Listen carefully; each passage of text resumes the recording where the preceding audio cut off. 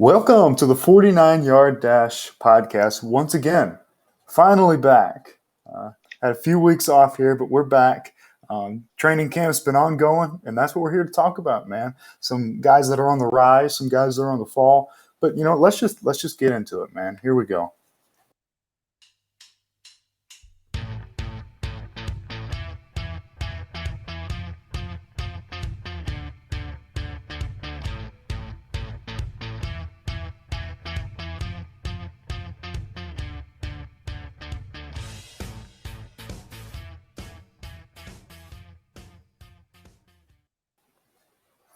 Once again, we welcome you to the 49 Yard Dash podcast, the podcast on your San Francisco 49ers.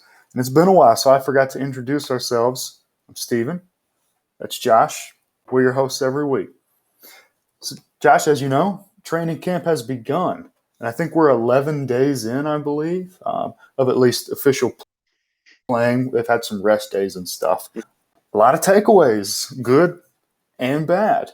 So, there's some questionable portions of the roster, some portions of the roster that are looking pretty awesome that I'm excited to talk about. So let's get into this. We're going to stock up, stock down segment.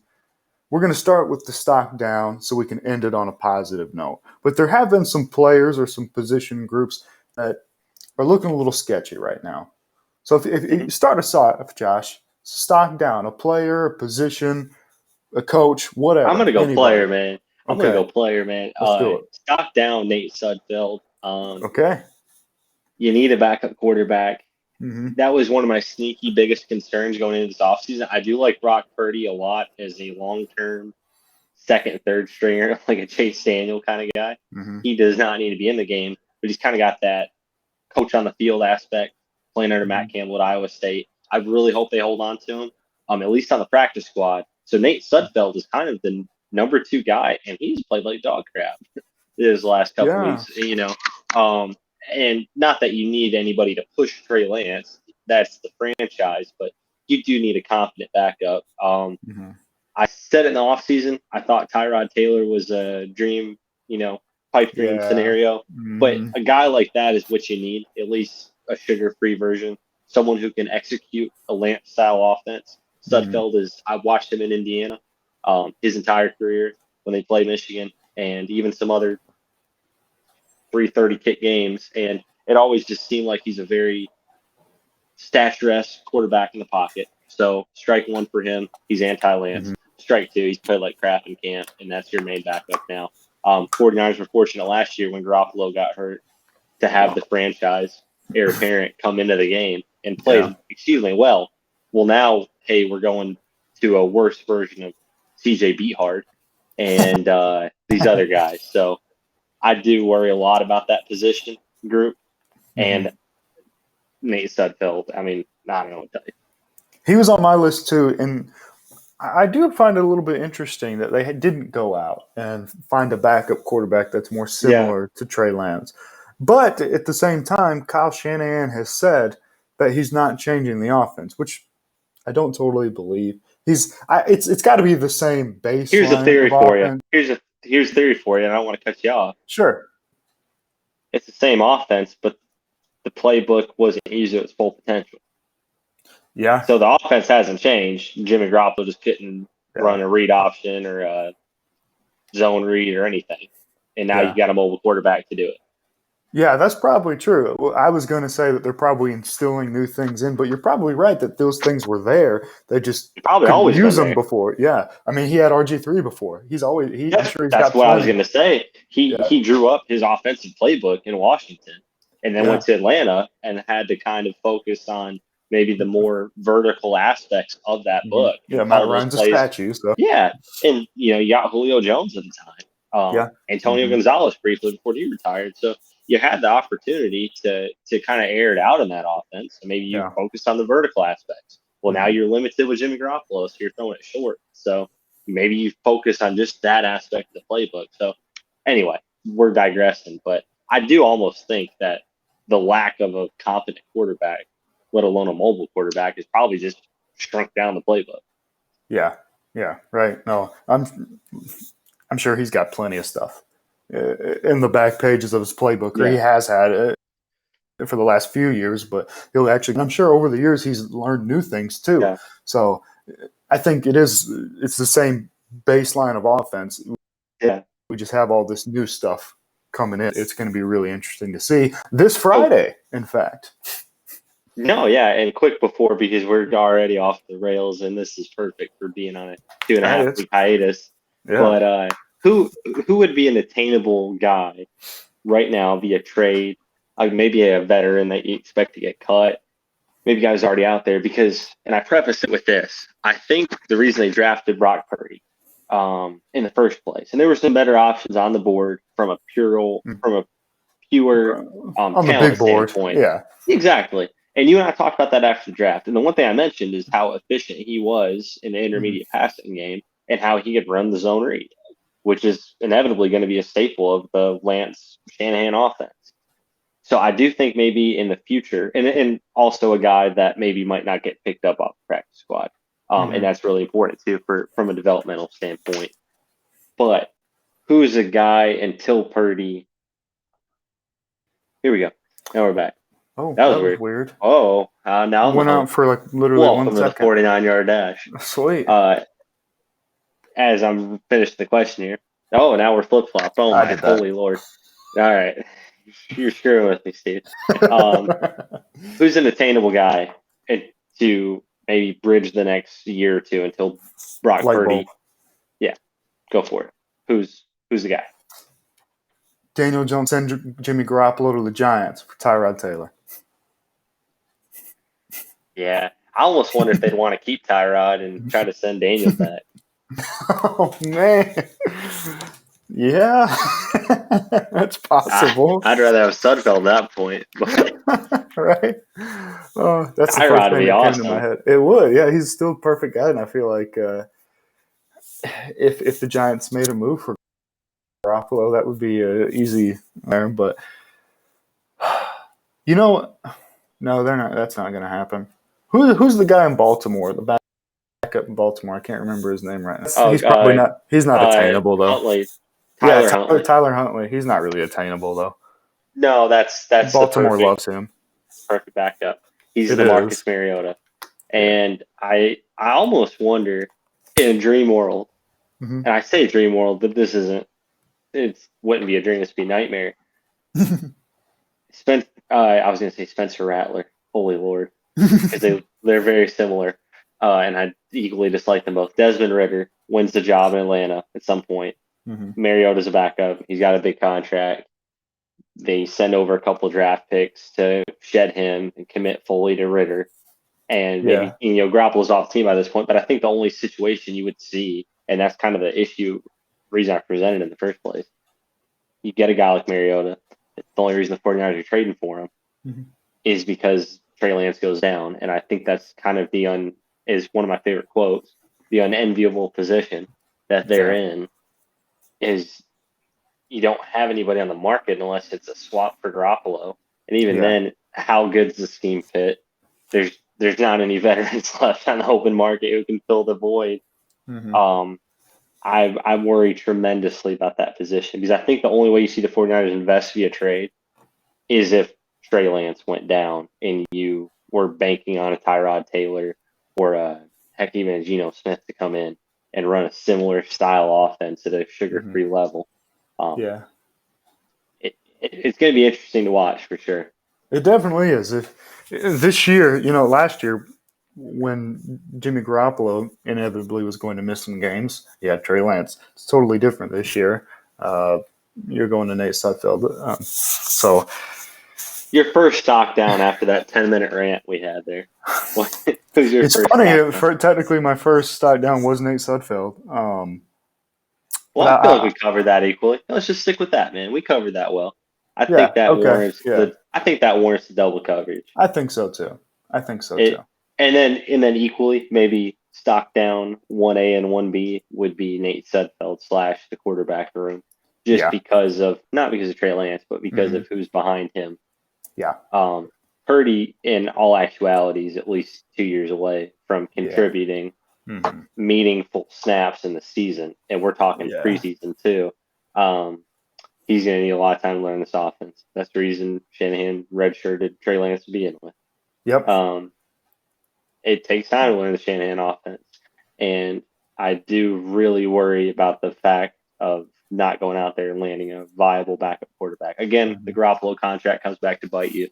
Because even if you have that money, people have speculated like, oh, you could use it on better receivers, you could use it on better edge prospects, this, that, the other thing. I just spent on a backup. Make sure bring Fitzmagic out of retirement. Bring someone who can be a veteran leader in the locker room, and it's come back to bite him. But yeah. Stock down number 2. Okay. My boy, I'm disappointed. Ambry Thomas. Everything from Grant Cohn to Lombardi. Mm-hmm. It just seems like he's playing. This isn't the Ambry we saw and send the 49ers to the NFC Championship. Mm-hmm. This is the Ambry from the first couple games of the season that he contributed meaningful snaps in and then promptly got benched. I don't know what's going on with him. Lenore's not playing good at all either by all accounts. I don't think so. Mm-mm. It's a shame. I hope Ambry gets it together. I'd be curious to know who he was getting mossed by all in camp. If it was just the ones, if you're getting torn up by Ray McLeod, no matter how good he might actually be, and Danny Gray and these other guys and Juwan Jennings, I seriously wonder about his future on the team. Yeah, I know he was my number 2. So this has gone perfectly. Expand on him and Lenore. Well, sure. I'm not there to watch, of course. I'm only refreshing Twitter every 5 minutes. Yeah, Grant. You are trying to read about it. Grant Cohn and David Lombardi. That's right. Yeah. No, I mean, I don't know what Ambry's deal is, but it seems like everything that I'm reading is like he's just getting burned all the time, and everybody's catching everything on him. So we were both really, really encouraged by his play at the end of last year, especially like weeks 17, 18, and then some in the playoffs even. Big moments. He played really, really well. And now suddenly Ray McLeod's giving him the business. So I'm not quite sure what's going on. And a guy who ran a 4.4 coming out of 4.45, I think was his official laser at the combine. It was speculated he ran sub 4.4 in high school and at Michigan, hand time. So and that's in pads, turning and burning. So. Yeah, no, I don't know what's going on with him. Hopefully it's just a weird cold streak of sorts, because one of the things that me and you were both excited about coming into this year is cornerback depth. Because last year we felt like when Emmanuel Mosley went down, it's like, and Verrett was already down. Man, who else do you even have? And Ambry had to step up at that point. But coming into this offseason, we were saying we have 4 guys that we feel very comfortable with on the outside, with Ward, Mosley, Verrett, and Ambry. But now Ambry is scaring us, and I'm assuming Verrett will – I mean, he's there. I don't really know I don't think he's playing yet. But hopefully he's ready for the beginning of the season, and he can have a smaller workload than usual. But I was really excited for cornerback depth, and I hope that hasn't changed. I hope it's just a weird funk. Yeah. Well, and I don't want to give too much away and delve into some of my stock up stuff, but the thing Ambry's got going against him is he's not a nickel. And I hate the term nickel. It's a slot corner. It is. I hate football verbiage sometimes, edge, nickel, whatever. It's specific position. But anyway, I digress. Ambry's never been a slot corner. Now, can he cover them? I watched him do it at Michigan plenty of times against guys that were drafted in the NFL. But he is a strict press man, press zone, cover corner who is going to lock up his man. That's the role he needs to excel in. A sugar-free Darrelle Revis, if you will.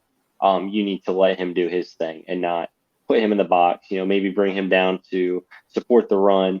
But he really needs to kind of just command that side of the field. Yeah. And unfortunately, like you mentioned, Verrett, you got some other veterans in there. I wonder how much room there is for him to get meaningful snaps. If he could play in the slot, or if he was playing better, maybe you slide Mosley in the slot. But that's what I was going to say. That was the plan that we thought, anyways, going in. It would be those 3 guys, and Mosley would end up being pushed in the slot most of the time. So I don't know. Hopefully, it's just some weird funk that he can get out of. But I feel like we've done good, like doubling up on both of those guys. I feel like worked out really, really well. Yeah, no, 100%. And hopefully we won't triple up on the next one. I had I a got hard 2 time. options, so. Okay, cool. Yeah. I'll go, and this one's been beaten like a dead horse, but Danny Gray. It's unfortunate for him, and it's great for the 49ers that they brought in Ray McCloud, who is the complete version of Danny Gray. That's Danny Gray's ceiling. And apparently Ray has another gear to hit. It doesn't just go 6 gears, it goes 7. His money don't jiggle, it folds. And that was a good one, man. Yeah. But the issue with Danny Gray, it seems like from the jump, has been his lack of catching with his hands, and it's a stupid thing. But you and I beat the drum together. It was a big reason I had Chris Olave over Garrett Wilson. It's a big reason I wasn't great on Jameson Williams, as a matter of fact. Mm-hmm. I like receivers who high point the ball and treat it like getting a rebound. That's the best receivers. That's the reason the 49ers drafted Brandon Ayuk over N'Keal Harry, is because of the ability, and I know different classes and things, but they targeted both. When you have a wide receiver who can attack the ball with their hands, drops are less, they can make more contested catches. When you're lying on the body, Shannon Sharp once said it, you got a 50-50 shot to hold on to it, basically. And apparently everything out of camp, again, just according to Grant Cohn, what we read on Twitter, as well as David Lombardi, I like watching his rundown videos as well, because he doesn't have certain defensive tackles cussing him out on live stream. But it just seems like Danny's just basically a burn guy who can't get open and can't high point the ball and can't catch with his hands. And that is not a good thing, because he wasn't necessarily a returner in college either. So definitely stock down. I have serious questions about his future with the team outside of his rookie time. Yeah, no, I understand that. Well, one that I had is another receiver, and I feel good about this guy changing once the regular season begins. But everything that I'm hearing is that Jauan Jennings is just dropping everything. That was actually that was going to be my number 3, but I didn't want to jump on his top here. I pivoted at the last second, Danny Gray, but those were my 3A and 3B. Nice. Yeah. I like I say, I'm not too worried about this one. I think once the season begins, he'll get back to where he was last year. But as of right now, apparently the guy can't catch a flu. So, see, I wonder with guys like him and Ambry, who got hot at ironically almost the same time, I wonder how much of a game player they are compared to a practice player. And I know that's a stupid thing to say, but God almighty, and I'll bring it back to it again, is being a Michigan fan. When everybody's preaching for the backup quarterback and the coach won't play him, Harbaugh, whatever. The thing was always, well, he doesn't play in practice. And then he goes in the game and he just lights out. And it's like, well, where the crap has this been? Why wasn't he playing all along? Some guys are gamers, some guys are practice players. Yeah. And I do kind of wonder, especially with Jauan Jennings, even more so than Andrew, but both of them. Yeah. How much when the lights come on, it's just like, all right, enough screwing around. I know what I got to do. Yeah, right. No, that's a real thing. It really is. And then sometimes it goes the other way too. Sometimes there are guys, and this is probably even easier to imagine, but there are practice superstars that once the light turns on, oh God, dude, you know how many message board articles I've read on 49ers blogs, on Michigan blogs, everything where it's like, and I kid you not, verbatim, the light has really come on for Stephen Ellis. He's having a great offseason. He's attacking it with an enthusiasm unknown to mankind. Oh, yeah. And then he plays one snap in the first game and 2 more the rest of the year because he sucks. It's one of those things where anytime you hear the light bulbs really come on for so-and-so, duck and run, hedge your bets, sell all the stock you can, dump Bitcoin in the street, get out of it because they're not going to pan out. Yeah, right. Let me ask you this. Talking about Jauan Jennings, can I bring it back to him? Yeah. I've been derailing this podcast the whole time. 3 weeks of pent-up aggression and tension. Do you think, based on the priority the 49ers draft him, similar grade, similar stock. Based on how they used Jauan Jennings last year, two different players playing the same position. Should it come down, and it probably won't happen, should it come down to Danny Gray or Jauan Jennings, the final man on the roster? They've got to get, under the allotment. It's down to our final cut. These are the two players we come down to. Who do you keep? And based on how much investment they have in them, who do you think the 49ers keep? Wow. And why? If for some reason those were the last two guys and I had to choose between those two. Eventually, the reason I asked you this question, think on it for a second, is eventually that's going to come to fruition. It won't be on a cut list. It'll be on who's going to be our number 4 or 5 receiver and the last one on the depth chart, and which one do we cut or trade, because they're not going to carry both of them through the rookie contract.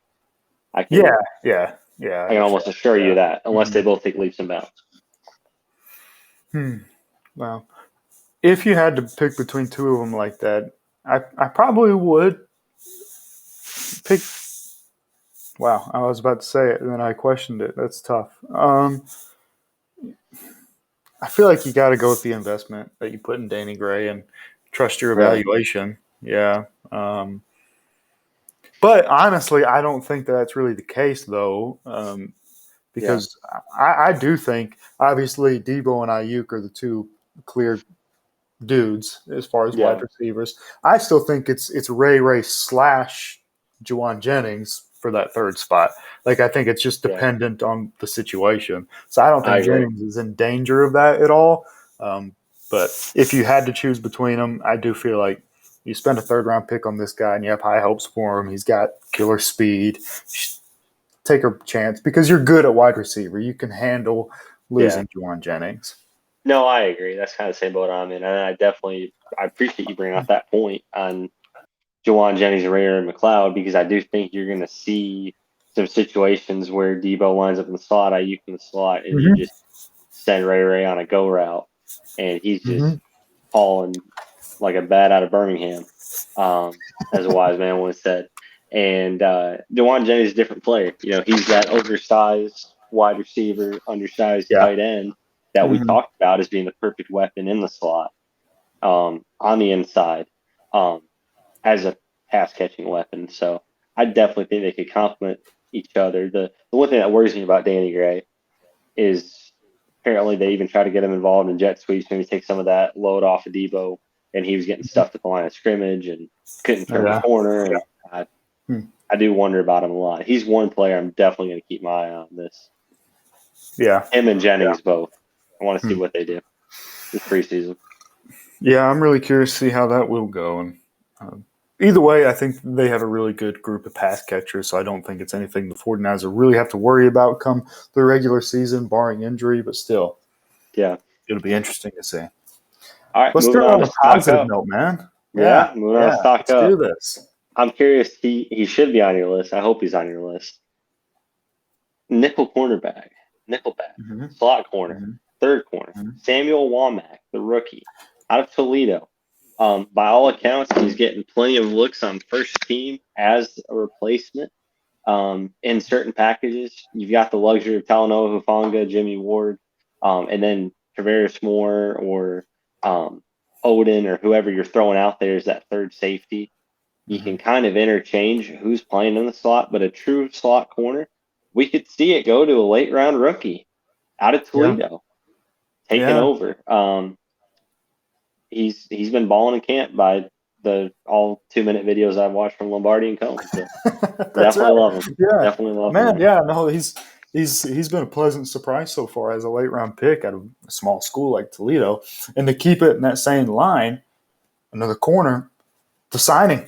Charvarius Ward has lived up to it and more with that contract. He is, by all accounts, been absolutely awesome.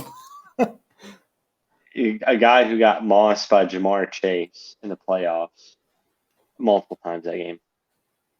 I never would have thought that he would have such a great training camp. I was expecting some negative stuff out of him, but he's been the alpha dog of the defense.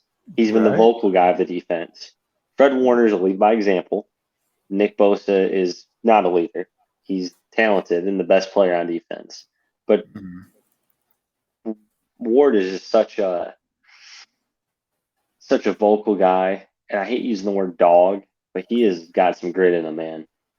He's fiery, and that's something we haven't seen out of the 49ers in, man, a long time. Even Patrick Willis was a quiet guy. NaVorro Bowman was a quiet guy. Justin Smith was more of a quiet guy. Haven't really had that Richard Sherman-esque just dog barking in the back end. And that gets the guys riled up, man. So Yeah, excited. right. No, I'm excited for that too, and I think Jimmy Ward kind of has that attitude as well. But it's nice to have Yeah, it specifically in the cornerback group too. It, yeah. to have an alpha type. Having a cornerback one alpha personality, that's a must for a Want team. That's very essential. what you want. Ty Davis Price. Mhm. He apparently, again, I can't reiterate this enough. It's just off what you read and reporters' view on it, but it's been the Mhm. perfect compliment for like what you and I talked about after he got drafted. We were never high on him, trade up to get him. Um, but he does stuff on the ground that Debo does, and has Mhm. played a fairly good training camp here. So excited to see what he can do with the ball in his hands. Debo brings a different dynamic. He's not going to be Debo, but if he can Mhm. kind of take hold of that third running back spot, kind of split and carries, maybe even jump up to number two over Trey Sermon, kind of add that little lightning to Elijah Mitchell's thunder would be really nice just to have that compliment, not have to lean on Debo so heavy. So, Right. Ty Davis Price. Heck yeah, I like it, man. I like it a lot. Okay. When should I do this obvious one? Should I save the obvious one for last? Yeah, I think you should. Okay. I will go with funny, same position, but I feel like Elijah Mitchell has, a lot of people have been skeptical of Elijah Mitchell. I think just is it Shanahan's system, and I think obviously that's a huge part of it. But I also think Elijah Mitchell really is. He's a dude. He really is. Like I mean, he Do you really is remember a our? stud. Run. No, go ahead. Sorry, you No, start running back. he's really a stud running back. Yeah.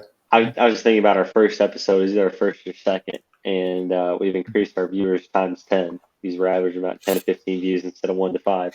But I was thinking about our first, second episode. We were predicting Trey Sermon to grab hold of RB1, maybe pushing 1,000 yards, at least high eights, low nines. We both predicted, or at least speculated. And when it came to Elijah Mitchell, it was he could be on the chopping block. This is a guy who might get cut in training camp. He's a low round investment, 6th round pick. Hey, Mhm. he's a north south runner. He's got speed, Right. but he's got to get Yeah. going. And I'm not hmm sure how this fits in Shanahan. We talked about the hmm burst, talked about this. Well, heck, this guy can ball, dude. He can ball. And he broke off like a 70-yarder a few days ago too. I He think he just needs ran a few away from steps to get everybody. going. Just needs a hmm few steps to get going. He is still a north south runner, but just Yeah. to have that ability, man, he got to be excited about him as RB1 for the next couple of years anyway. Mhm. Right? Yeah. Yeah. It, injuries are the only thing that scare you a little bit, just because he had several last year. But as long as he stays healthy, man, if he's on the same pace as he was last year, you're talking about 1,200 yards. Yeah, Yeah, he had man. 900 and something and missed 5 games or something like that. So Yeah, yeah, I don't even think he played meaningful snaps in the first few games. As a matter of right. fact, he appeared and had a couple Yeah, here and there, but he didn't command running back one until like week 5 or 6. right. Yeah, And yeah. then, like I you mean, he said, was missed some games super too. It productive. Yeah, was awesome. it was. Stock up. This one's hard for me Okay, because I hate taking obvious stuff. don't take my guy. I don't want to take your guy. Is it You know offense or what? I'm gonna. defense? It's offense, but I'm not gonna take your guy. Well, you can do it. That's not my guy then. My guy's on defense. Your guy's on defense. Is this our My third guy's on stock up? defense. This is third. Okay, I'll go Brandon Ayuk, asserting himself as as wide receiver number one. I almost pivoted to Aaron Banks, but I just couldn't bring myself to do it because that's just disgusting. I just couldn't handle it. I'll Let's never talk be an about Aaron Banks Brandon guy. Ayuk. Yeah, Brandon Ayuk, I truly wonder, and it kind of cracks me up how many couch quarterbacks like ourselves keep talking about how integral Debo Samuel is to the 49ers offense. The Mm-hmm. 49ers offense got him to a Super Bowl without him Mm-hmm. playing that role. Yeah. I don't understand how him playing as a running back warranted this money. He is a weapon, that's for sure. But Percy Harvin never got max money like this. And that's kind of what Debo is to me. Brandon Ayuk was always a guy that had the apple that was the apple of Trey Lance's eye. And I think Yeah. you're going to see that this Absolutely. year. I don't think the Debo contract's a bad investment. It's a 3-year No, contract. I don't either. I Cap don't either. the cap's going to rise. If they need to get out of Mhm. it, they'll get out of it. It does really feel like though that they might have missed an opportunity to gain some initial investment just because of what Debo can do. Because IU, by all accounts, and can't. He's gone He's been toe to toe against the secondary, unbelievable. and it's been unbelievable. And he made he made a quote the other day I saw on Bleacher Report. It was just a screen grab and made into a meme or whatever. I graphic, not a meme. And it said, "Yeah, Danny's playing all right. It's nice to have another guy that Shanahan can that Kyle can dog." And so it's Mhm. like he's finally gotten to that point, and you saw how long Mhm. it took Debo. Kittle came out of it immediately. But when you're in Shanahan's doghouse, man, you're in it. And when you're out of it, you're good as gold. So for him to be in that position and feel free enough to say that quote makes me think how awesome he's played. Um, Yeah. and you and I both thought that he was probably the better pure receiver than Debo. So I'm curious to see how that whole dynamic plays out. But if this feels like the year for Ayuk to really It does. step up. It does. And this time last year, me and you both were kind of anticipating a Brandon Ayuk breakout, not really a Debo Samuel breakout as much. Mm-hmm. As far as the Debo contract, I remember I came on this podcast and I think you agreed with me for sure, but I remember I came and said I do think that we're going to look back and say 2021 was Debo Samuel's career year Yep. by maybe even a significant margin. And I still feel that way. I don't think he's going to quite replicate that. And partially because I think Brandon Ayuk is for real. And Trey Yeah, I Lance did loved too. Brandon Ayuk was a smart man for last offseason. He went and worked out with Trey Lance constantly, realizing that that's where it was going. That was the future. And they're just best buds now. Trey Lance is throwing him the ball a lot, and he's catching everything and getting open a lot. So he's been unbelievable. If some of the reports were true on what specifically the Lions offered, what the Jets offered, what some of these other teams offered, some late first round picks, maybe you don't land a surefire prospect. I will stand by it like a Tyler Linderbaum. But I do think you're going to look back on this in a couple of years and think, hypothetically, we could have had players X, Y, and Z, Yeah. and our $20 million guys are second wide receiver. Not, Mm-hmm. he's awesome. He's probably a top 20, 25 wide receiver, but Ayuk is the one I've always thought has the potential to really assert himself as a top 10, 15 guy in the league, just because of how he plays the position. Yeah, and yeah, guys, I was thinking of first one that came to my mind. Funny enough, was maybe we look back and say, "Man, we could have gotten Jimmy Ward's perfect replacement with Dax Hill." Yeah, no, you had plenty of options on the Yeah, board there. yeah, You a got your bunch of Dax Hills, options, but yeah, you got your Tyler Linderbaums, you got the guy from Nebraska, Cam Jurgens. Yeah, I'm thinking yeah, of. Mhm. There's plenty of positions that the 49ers could have filled. Now, maybe Debo balls this year, but Mhm. I almost wonder how much they overextended their hand in that regard because they traded up to get Ty Davis Price to take the pressure off of Debo. And Yeah, Debo's right. never been an elite wide receiver. He's been an elite weapon for 1 year.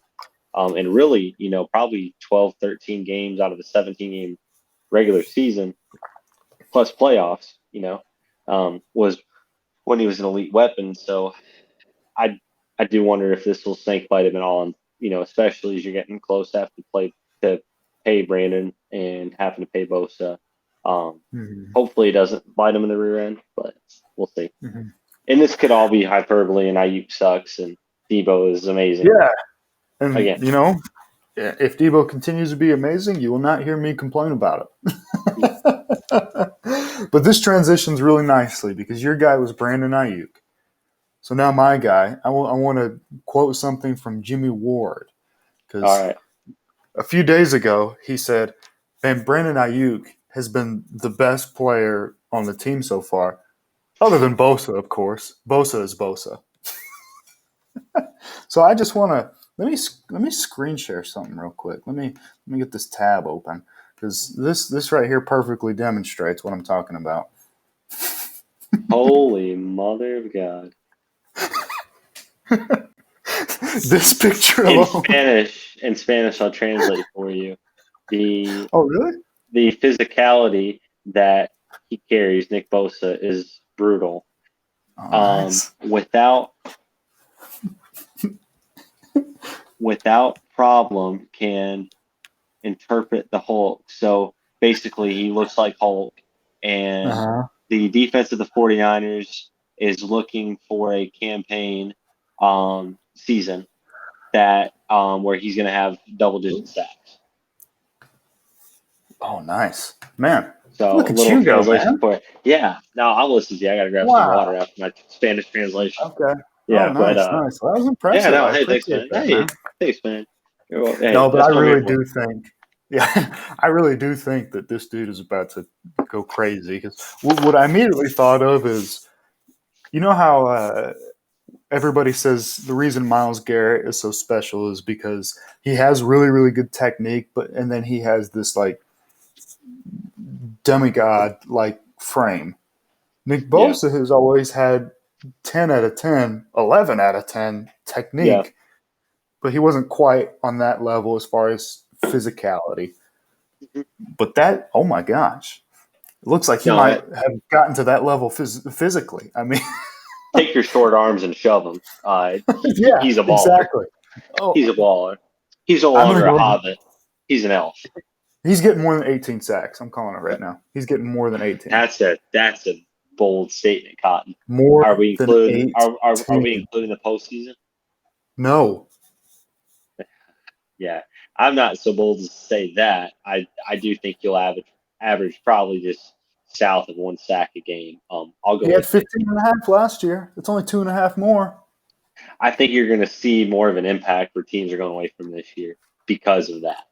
There's a difference in that in that regard. You see it with again.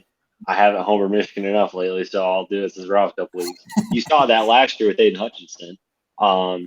He was a beast, 12 sacks. Ojabo gets 14 because they Yeah. schemed away from Hutchinson, and Yeah. then oh my God, we got this guy. Yeah. And that was his coming out party. You knew anything before that. So not saying Drake Jackson's going to have a David Ojabo emergence, but I Yeah. do think you're going to see Bosa dominate in the way Hutchinson did, in the way a Mhm. lot of elite guys do. But because of that, you can see just them being like, no, screw it. We're going to the other side. We're not going to run this way. We're not going to scheme this way. We're going to do it. Listen to me, man. No, I'm blushing. Are you listening? I'm blushing. Listen to me. Blushing. He had 15 and a half last year, and he was the most double-teamed edge rusher in the NFL. If that repeats itself, I mean, he already was. He already was the Yeah. most double edge. So why Well, not I'm not again? necessarily. But I'm it not still necessarily could talking increase. about It double still could edge. increase. I'm talking about if he looks like that, Yeah. they're not going to his side. That's the point I'm trying to make. I don't care That's if he's true. double teamed. He'll break the double. We're just gonna pull. We're gonna pull Ohio State in the fourth corner. We're not run to Hutchinson's side. We're gonna hope Yeah. Ojabo gets stuffed and didn't. But it's like we're not even dealing with him. Forget it. Yeah. Yeah. That's the reason I think his sacks could be limited. I could see But that. I could see that. That makes sense. But I'm still going to he call it. he's getting to that point, and thank God he is in his career where he's that elite of an edge prospect. He's Mhm. surpassed his brother by leaps and bounds in my mind. I think so too. Because of the double teaming ability, like you mentioned, or the double Yeah. teaming efforts teams have made. Uh-huh. But hopefully this year, I think you're going to see that respect that teams used to show in Dominican Sue, that they show Aaron Mhm. Donald, that Mhm. they show the Miles Garrett's of the world, Don't where even it's go to just that guy. Yeah. we are running this play as often as we can away from this. hmm If we have Derrick Henry, we are asking him to fall forward for 3 yards. Do not try to slip on him. Don't even. Right. Right. Just yeah. I think you could Yeah. see that this year. I like it. I like it, man. Oh, Brandon Ayuk, Nick Bosa, those were definitely the top two guys that I had. But I like that you ended up taking Ayuk and I got Bosa there, so that worked out well. Just another guy I had on my list was Drake Jackson. I could see him having a really good year, benefiting from that demigod on the other side of the defensive line. Yeah. No, and you do see that. It's funny, these raw guys like the David Ojabos of the world. Yeah. Even back to the 49ers hardball days. Mm-hmm. Aldon Smith came out of nowhere. Yeah, that's right. He just got fed to that side, and he showed up. That's all he Yep. needed was an opportunity. And I will say, Mm-hmm. a few of those Drake Jackson videos that came out, just him walking around, practicing the backflip, obviously, in front of the crowd. Yeah. He looks a lot more in shape than we were led to Mm-hmm. believe out the gate. Yep. Well, I think he was out of shape because USC wasn't using him right. They're using him as like almost like an old school 3-4 defensive end instead of a pure stand up edge rusher. So Yeah. So they had him get up to 270, but now he looks like he's 260. And what a coup that would be, is if they got a first round edge talent, pass rushing talent in the second round without even having to move anything. Right. Just good stuff by the 49ers there. I think that's going to be a heck of a pick there, man. That was a guy you and I predicted in some of our mock drafts. So the 49ers traded up, they might even target. Yep, so that's right. Get him there was great. It was Hopefully he lives up to it. It was awesome, man. We got to talk about the man, Mr. Franchise, The myth, the legend. Yep. The man, the myth, the legend, Trey How about Lance. you expound on him? I need to shut up. Sure. No, yeah. Let it fly. I do see, like I say, I'm not there. I just see the videos that everybody else sees.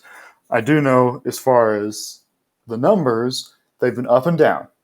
And how much you want to take away from that, I guess that's up to you. I don't think we should take much away from it, good or bad. I think we really need to wait until we see him on a real football field. Today, by all accounts, he was excellent. On Sunday, which they didn't practice, they didn't do real game stuff yesterday, but on Sunday, he had one of his worst days as far as on the numbers, and most people did say that it was probably his worst practice. And he came back and had the best practice. So I'm not seeing what he's actually doing on the field like some of these other guys. So I don't know, but I do like the bounce back factor that he has a poor practice on Sunday. He comes back on Tuesday, and everybody was saying he was just brilliant today. Yeah. Hitting everything all over the field, and he had I think a 65-yard touchdown run and another red zone touchdown run. I mean, just absolutely awesome today. And Friday, we're going to see. It's, like I say, good or bad. Just looking at practice numbers, Jimmy threw 5 picks in a row. How do you even manage to do that? What people don't understand about practice is a lot of times these guys, and Fred Warner has even talked about this, a lot of these quarterbacks, this is their time to make the risky throws, see what they can and can't get away with. So low completion percentage, who cares? Who cares? That's what they're doing right now.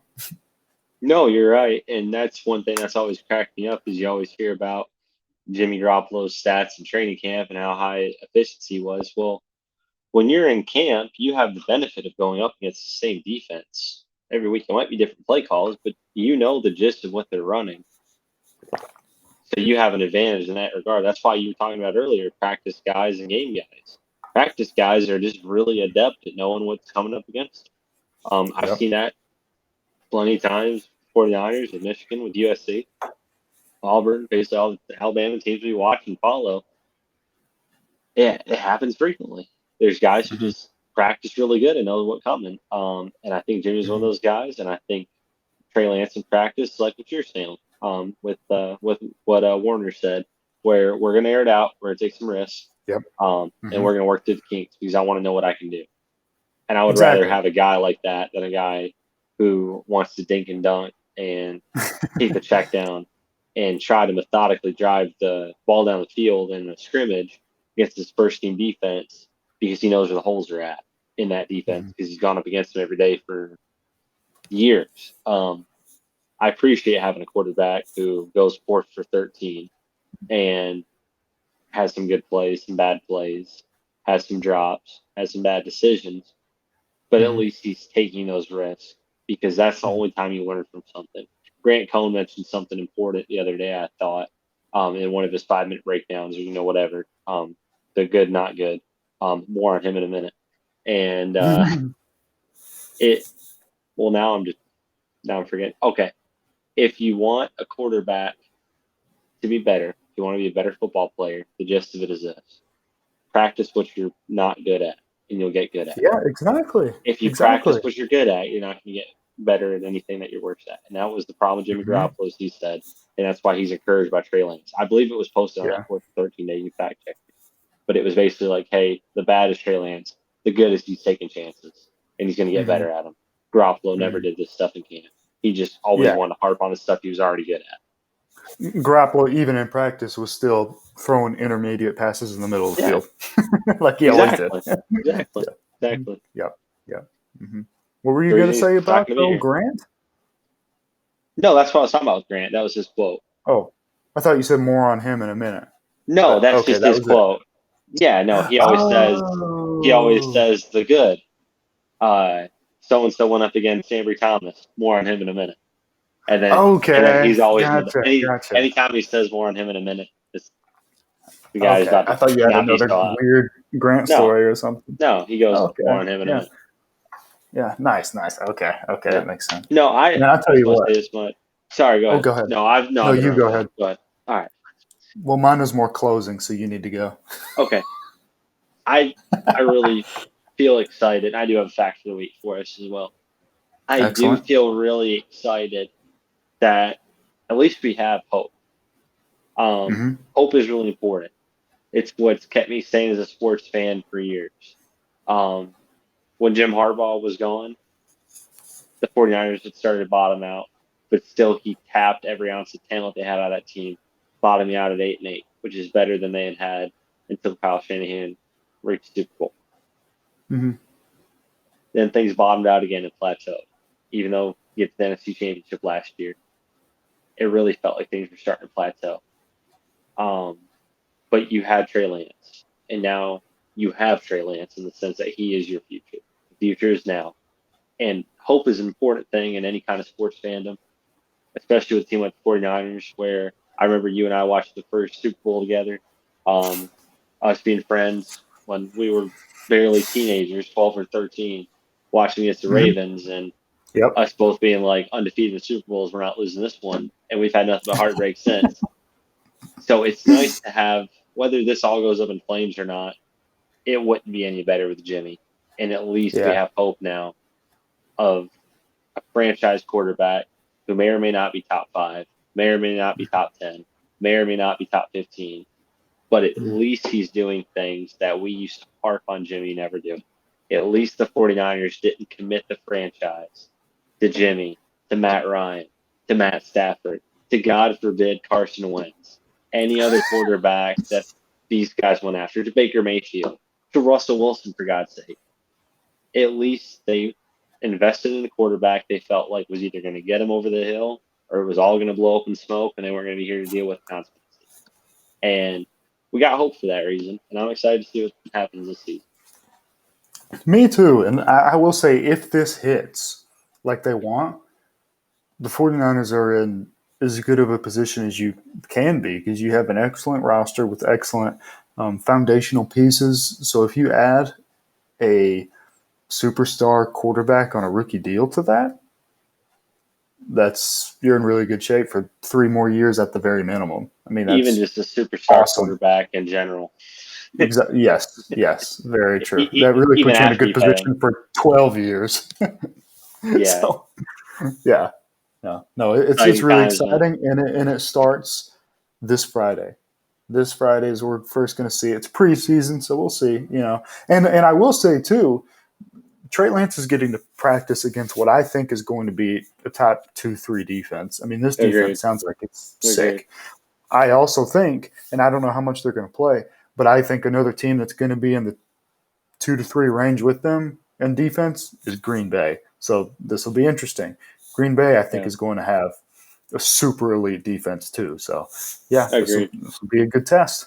Before we close out, and we get some game predictions on the game, over under a quarter and a half out of Trey Lance.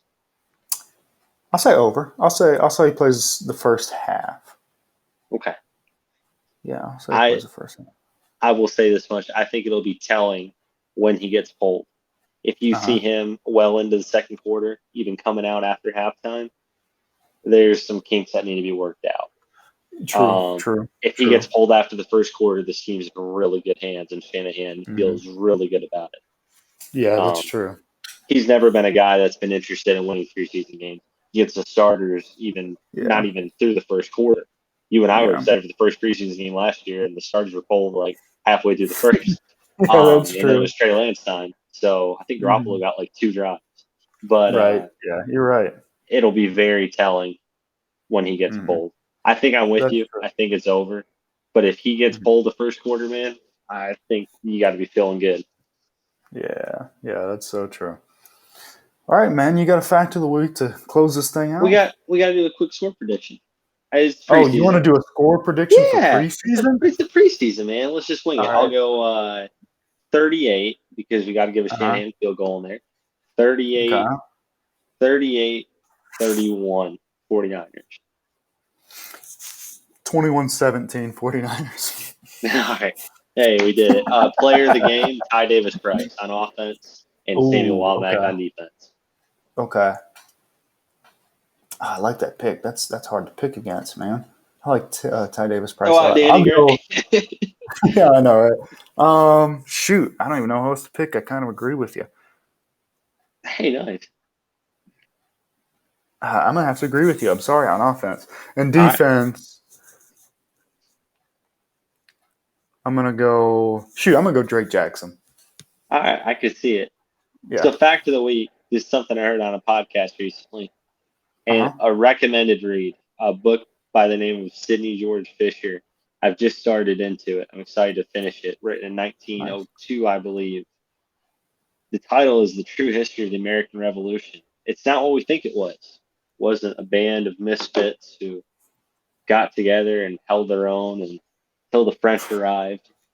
It was a proxy war by competing political parties in England. There was a general by the name, let's see here. I should have had this pulled up. Hold the fort. No pun intended. Okay. All right. General Howe. He was General Howe was part of the Whigs. The Whigs were the progressive movement. The Tories were the conservatives. The Tories wanted to establish English dominance and retain the empire. The Whigs supported the political upheaval in America. And there's a lot of proof to back up the fact that General Howe let George Washington get away on multiple occasions when he could have squashed the rebellion. Didn't have the best battle plans because he was basically taking the season. And basically the entire premise of the book, and when you start looking at historical facts, is that basically the Progressive Party of the British tanked the entire Revolutionary War because they were in a proxy in Parliament and were trying to gain power in England, thinking that they could set up this country in America, which we now live in today, and have some kind of partnership with them. Now, it didn't work out to that level, but it did work out to the fact that General Howe potentially could have tanked battles, knowing that the French would soon intervene because that's their chief rival, and eventually defeated England. Wow. Look at that, man. Yes, sir. Mr. Howe tanking. Mr. General Howe. His nickname should be The Process. This is how we do it. That's right. with General Howie Mandel. Heck yeah, man. I like that one. That was a good one, man. Good way to kick us off. First one in a couple weeks to end on it, man. Next week, obviously, we're going to be talking about the 49ers' first preseason game. So we're both super pumped for that. Unfortunately, I wasn't thinking, and we agreed to go to someone's house this Friday. So I'm going to have to just be kind of halfway watching on my phone, and I'm agitated about having to do that. But you got to do what you got to do, I guess. So, yeah, on that unnecessary note, I'm Steven. That's Josh. This has been the 49 Yard Dash Podcast. And peace out, everybody. England forever.